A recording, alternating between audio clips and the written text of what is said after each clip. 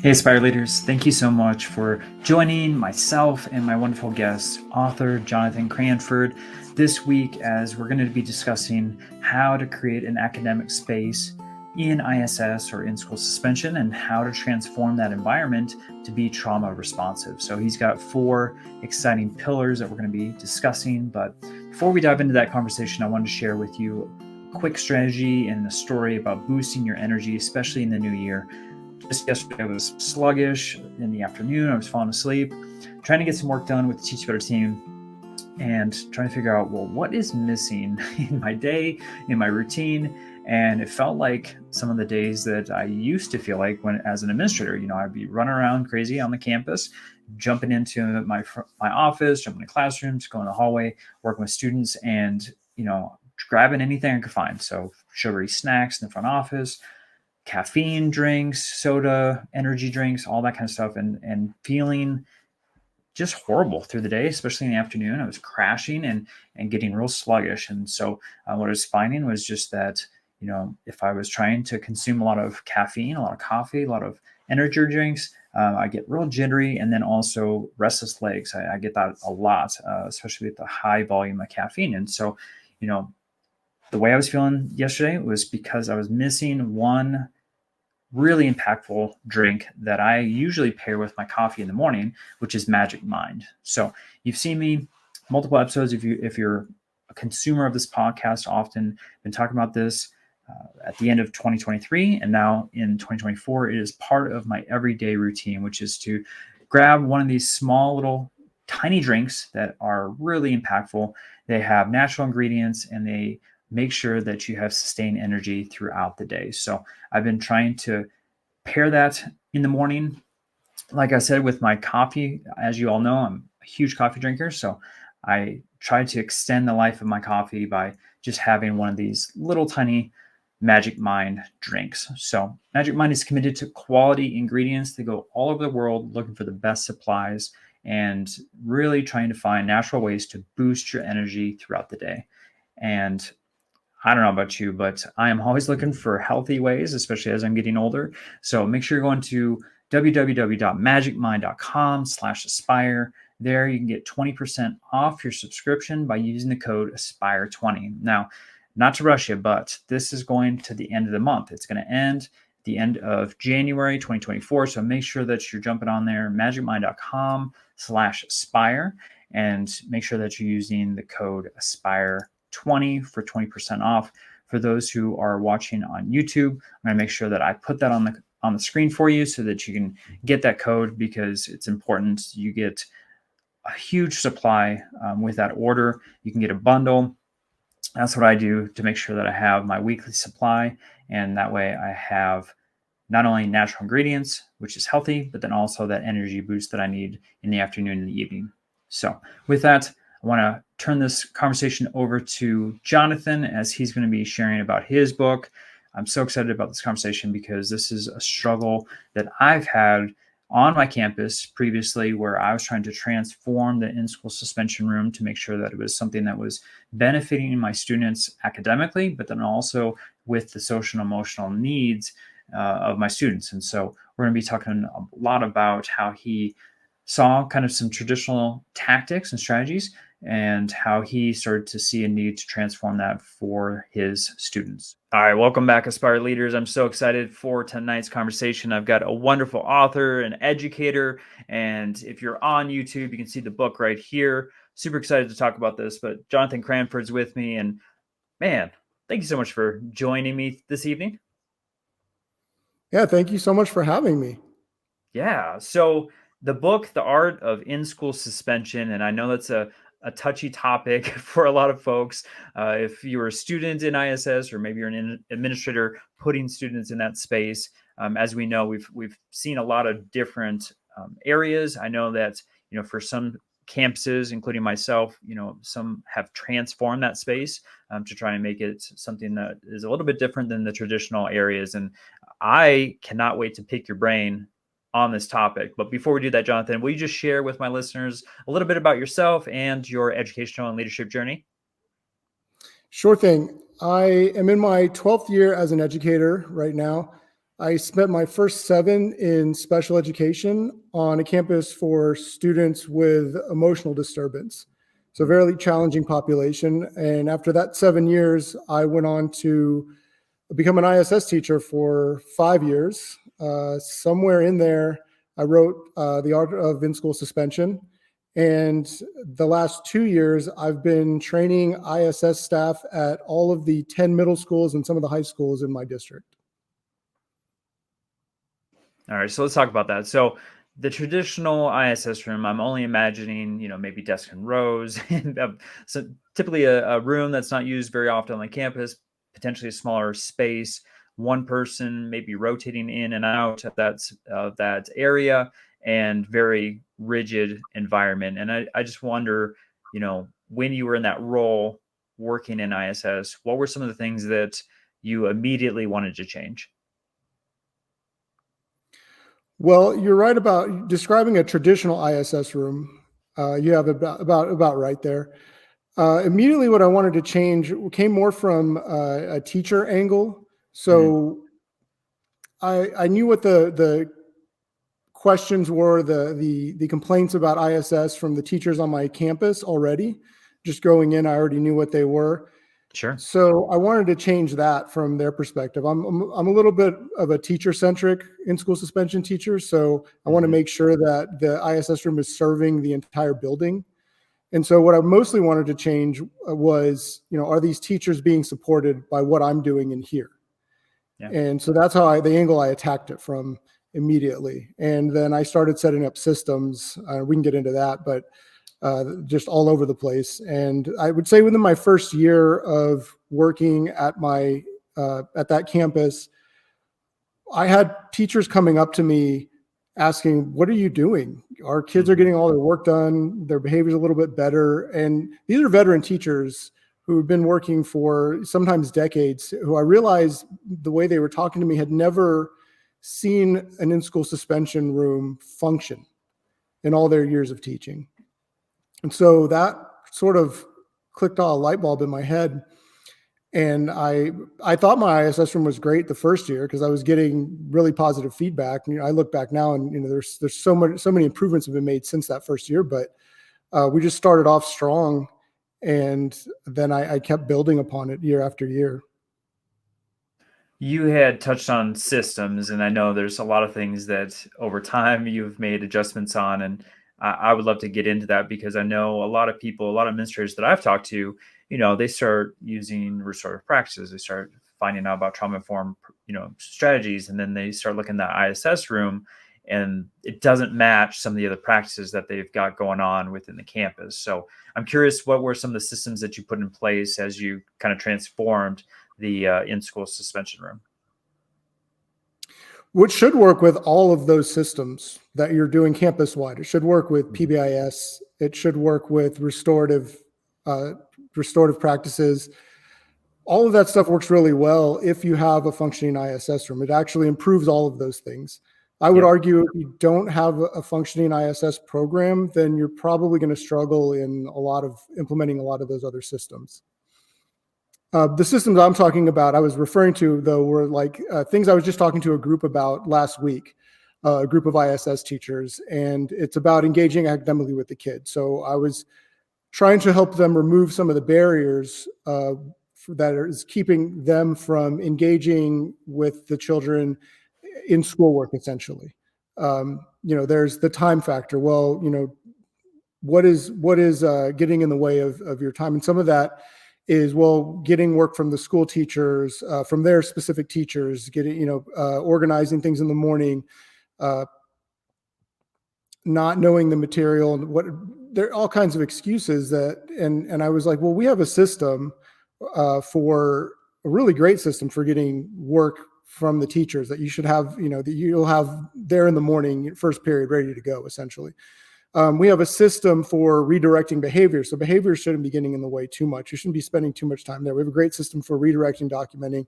We're not spending too much time there so that we actually have the time to focus on academics. We're not losing school. We're not losing the school part of in-school suspension.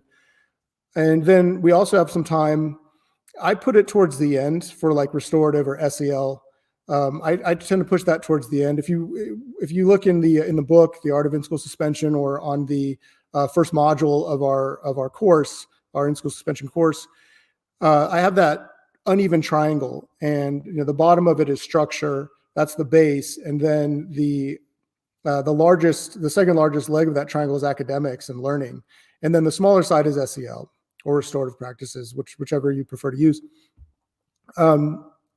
There's a reason for that, because we want it to still be serving the campus, and the kids are more primed and ready for SEL type activities once they've been in ISS for a few hours and they've kind of, I like to say, detoxed off of all of the dopamine that they're used to consuming, through the snack foods and the video games and the music and social interactions and the social media interactions, all of those things. Once they kind of come down off of that for a few hours and they're in what I call a dopamine deprivation state, where we're just kind of working, and they're getting some, they're still getting interaction and positive reinforcement from me as we go through, but it's not the same to the level what they're getting from just having a cell phone in a smartphone in their hand, or having complete access to do whatever they want on their school issued laptop. That stuff does not happen in ISS. So they've kind of calmed down from those things. And then I feel like the SEL part we push towards the end of the day, because they're more open to experience those hormones of human connection, the oxytocin and the serotonin, that sort of thing. All right. So, Jonathan, I want to talk about just the setup piece, because I know a lot of folks are probably listening, maybe are aspiring or current leaders, and they see the need, right, as so many of us have, to kind of make some shifts, make some changes in the ISS room. So, what would be some things that are 100% they need to do as soon as possible to make sure that the ISS room is a successful academic space? Sure. Well, the first thing you want to start with is what I call infrastructure. So what's the layout of the room? How are we setting up the desks? We don't do rows if we can help it. I've helped set up a bunch of different in-school suspension rooms at this point now in my career, because I go into other schools and help people get set up. And that's the first thing I always start with is, what's the layout? If you're at a one-to-one campus like I am, most campuses are nowadays, you kind of want all of their screens facing you rather than having the students facing you. So I have them spread out. Are the desks numbered? Do we have a place to collect cell phones? Are those numbered same as the desk? Is there a reason for that? Possibly. That's the physical infrastructure of the room.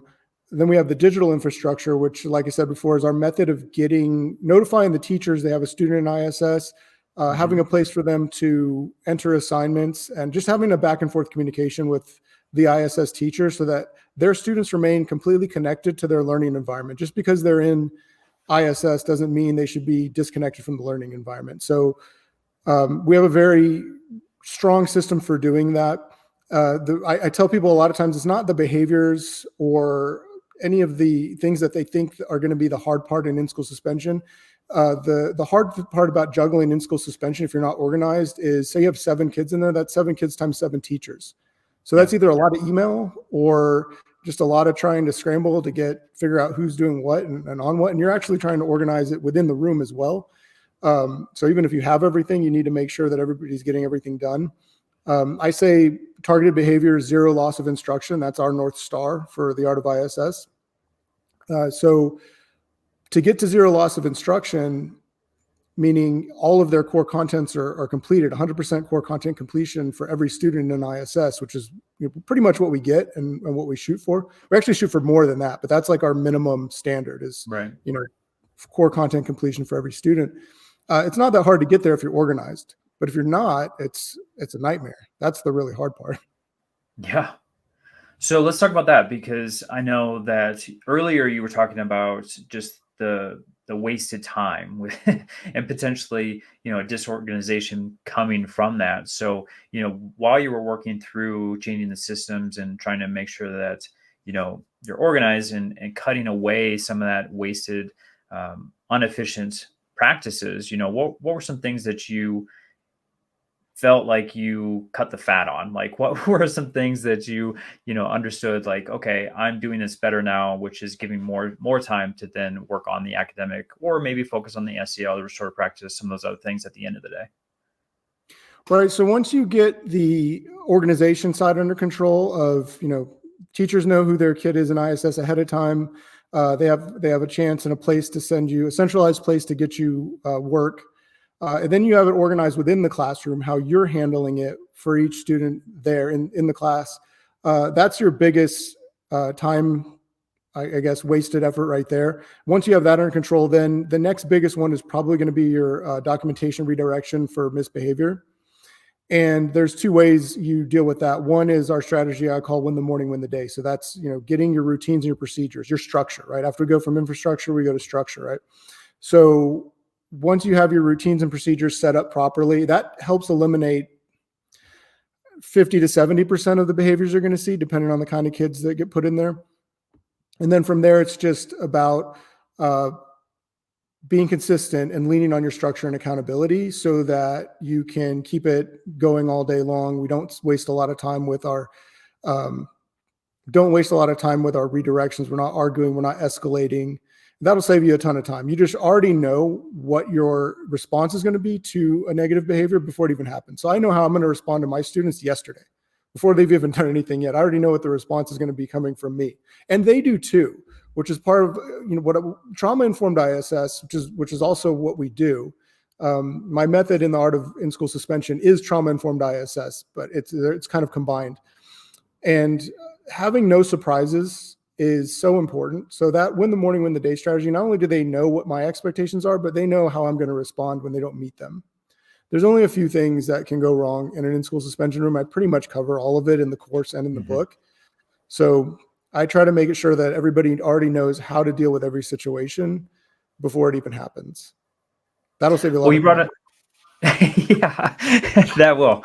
And so you had talked about trauma-informed ISS, and I love this term. Anyone that's listened to the podcast knows that I have a giant passion for this topic, and especially in administration. So let's break that down a little bit. So, a lot of people understand what trauma-informed is as far as a definition, but what does that look like transformed into the in-school suspension space? Yeah, thank you for asking me that. So we have 4 pillars in trauma-informed in-school suspension. It's very similar to a classroom in a lot of ways. There's trauma-informed teaching in a classroom, but there are some subtle differences. Similar ISS in general, there's people think it's like, it's like a classroom, but you just have to make everybody be quiet all day. And that's not true. It is very similar to a regular classroom, but there's a lot of those subtle differences make it difficult for people to run one effectively. So the first pillar in trauma-informed in-school suspension, similar to a classroom, would be you're going to have neutral, calm redirection or non-energized response, as we call it. So this would be similar to a regular classroom. You don't want to escalate when a child is trying to escalate, or when they are having a meltdown, or they just start to give pushback on anything. You don't teach them that the most intelligent person they come into contact with on a regular basis resolves conflict by escalating. You just don't do that. So that's like the first thing. So they feel safe because they know you're not going to blow up at them. You're not going to escalate. You're not going to be sarcastic. You're not going to belittle them.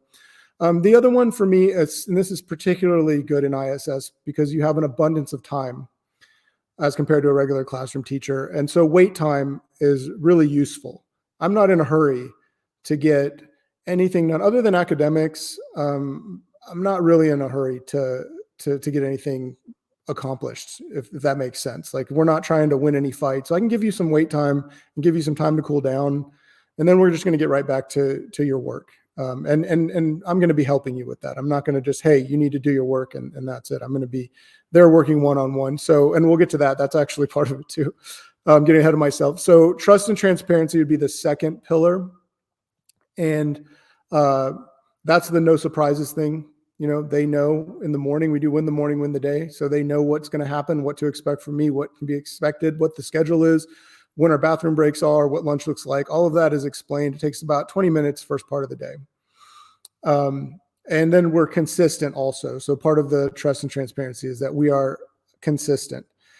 They know what to expect. ISS on the first day of school is exactly the same as it is on the last day of school. Unfortunately, we don't really let up, but they get a lot of support. And then collaboration would be the third pillar. So that's where that one-to-one help comes in. I don't believe in busy work. We do their actual assignments in school suspension. We're working together. I like to call it the invisible hand. So the first thing I do once I've got everybody working is I look for what I call the invisible hand. So that's a kid who is not really engaged in their assignment yet. They look like they're working, or maybe they haven't even started, or maybe they've been on question 1 for 4 minutes and they're not doing anything. I don't ask ever the question, do you need help? I've tried to eliminate that from my vocabulary, because the kind of children who are going to ask for help are just going to raise their hand and ask for help, and the rest are just simply not. So I just watch and look for it, and then I don't make a big deal out of anything. I just ask them to come over to my desk, bring your Chromebook, and just start asking questions. Why don't you show me what you're working on? Have they even read the instructions yet? Do they understand the assignment? Do they just need to get somebody to kind of jumpstart them? So that's that one-to-one. And sometimes, if I don't have very many kids in my ISS room, I'm working with one kid for a very long time, maybe, a couple of hours. Sometimes I have a full ISS room and I've just got a few minutes per kid, but I try to get as much one-to-one as possible. I was working at a high school recently. We had 40 kids in this high school. Half of them were there for vaping, so they were on their way to the alternative school. And when they're there just pending placement for alternative school, they don't care. They know where they're going. So even on a day where I have 40 kids and just one other person in the room helping me, I still managed to get a good amount of one-to-one time with at least 15 of those kids. So, it's just super important. That's what you're there for. You're a teacher, right? So try to give as much one-to-one or small group as possible and get something accomplished that day with that student. And then finally, the last part is empowerment and choice. And you'd think that you have no empowerment or choice in the in-school suspension room, but you do in mine, because I actually allow them, because we're organized, we're able to get work and I'm able to organize the room properly. They choose their order of assignment. So if you want to start with math today at first period, you can start with math. It doesn't matter what your schedule is. If you want to start with ELA, you can start with ELA. I don't care. Just let me know so we can organize it. I can put it in my spreadsheet, and we'll get it knocked out and we'll move on to the next thing. That's actually, when you think about it, more choice than they have during the regular school day, because you can't change your schedule.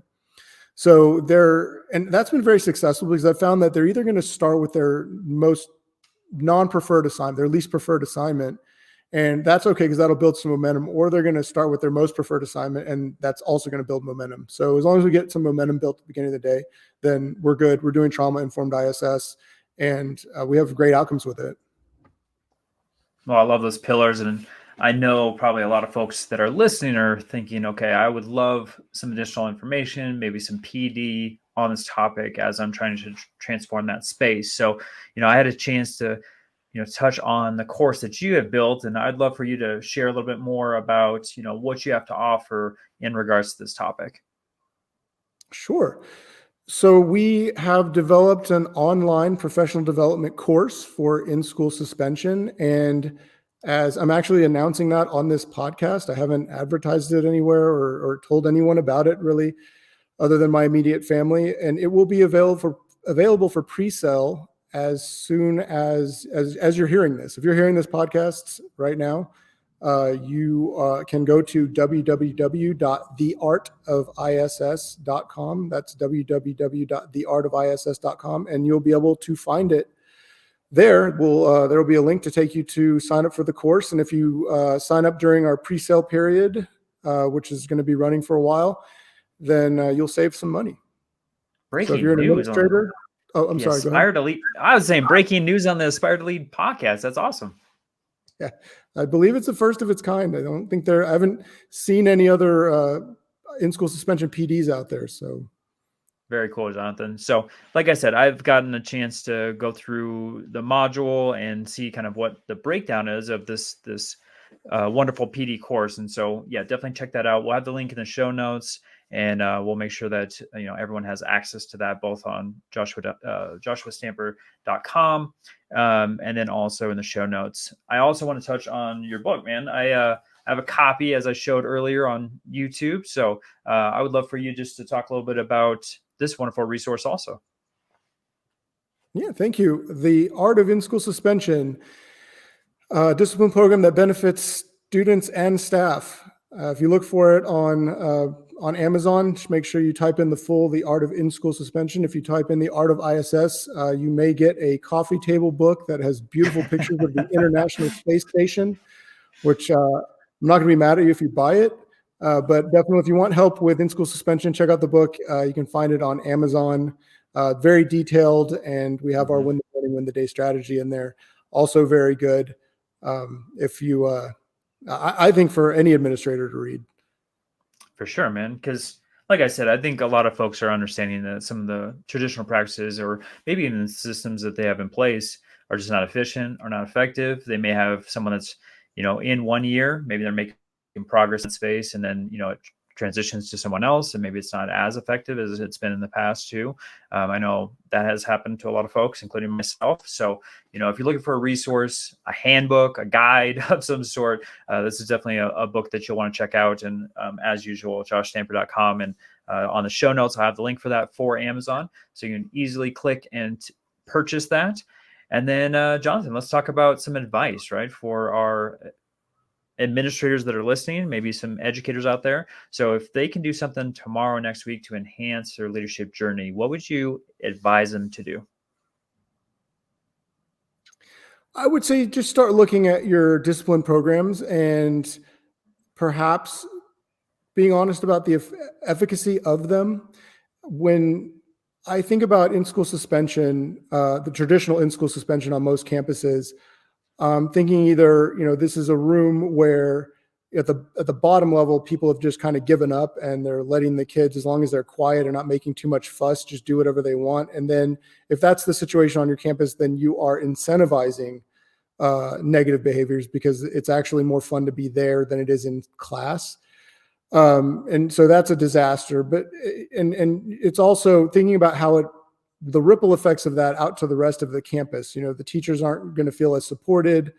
Also, if you have an ISS room that's traditional and it's like the dungeon ISS room where it's like they're being made to be quiet all day and it's really strict and hardcore, but there's not really a lot of work getting done. You're still punishing your staff because we're sending those kids back to class 1 to 3 days behind in instruction. So let's stop punishing ourselves while we're punishing the kids. Let's give them the support that they need, and just look into making a change. Give me a call. Look into making a change in your ISS room because it can affect your entire campus. Yeah, for real. So, Johnathan, I'm guessing that some folks are going to be contacting you or looking you up on social media to try and get your support. So, how can they find you either via website or on social media? Sure. Again, the website is www.theartofiss.com. And you can find me on Twitter at Mr. Cranford ISS. That is at Mr. Cranford ISS.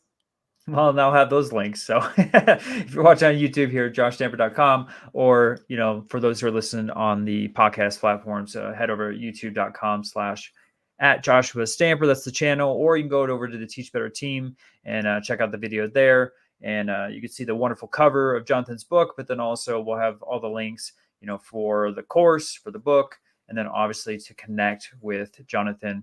So make sure that you're reaching out to him, getting that support that you need. I know I could have used someone as an administrator for 9 years to get someone to revitalize my space because, over the years, it was a big project, and it was something that, I would have loved to have been able to pick someone's brain. And I think Johnathan's that perfect person to help support you in that. So with that, Johnathan, I appreciate everything that you're doing. I love your heart for, what you're doing with the students, with the trauma-informed ISS, and, just helping so many educators just in a very difficult state, because as we know, student behavior is something that's increasing and we need all the help we can get. So I appreciate the work that you're doing in that, but then also for joining me here tonight on Aspire to Lead. Oh, thank you. It's been an honor.